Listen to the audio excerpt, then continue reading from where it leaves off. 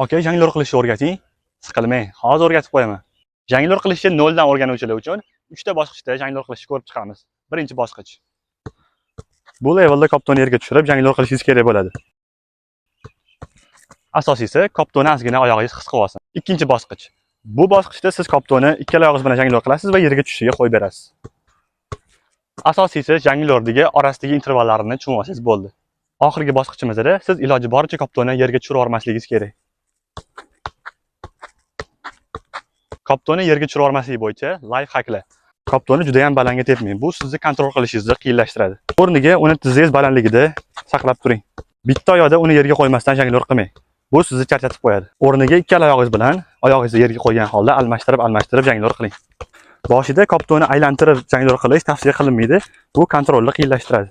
Agar shunda ham jonglyor qilishga qiynalayotgan bo'lsangiz, jonglyor qilish qobiliyatingizni 60-70% ga tezlashtirib, jonglyor qilish qobiliyatingizni yaxshilab beradigan mana shu moslamani tavsiya qilaman. Bu moslama boshlang'ich o'rganuvchilarda ko'p uchraydigan koptonni uzoqlashtirib yuborish degan muammodan xalos qiladi va vaqtinglarni ancha-muncha tejaydi.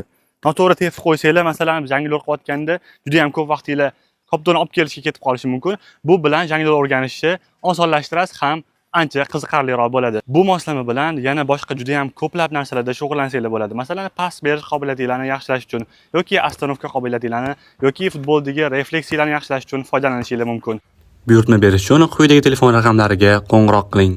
Ko'proq futbol haqida foydali videolar ko'rmoqchi bo'lsangiz, kanalimizga obuna bo'ling, videomizga like bosing.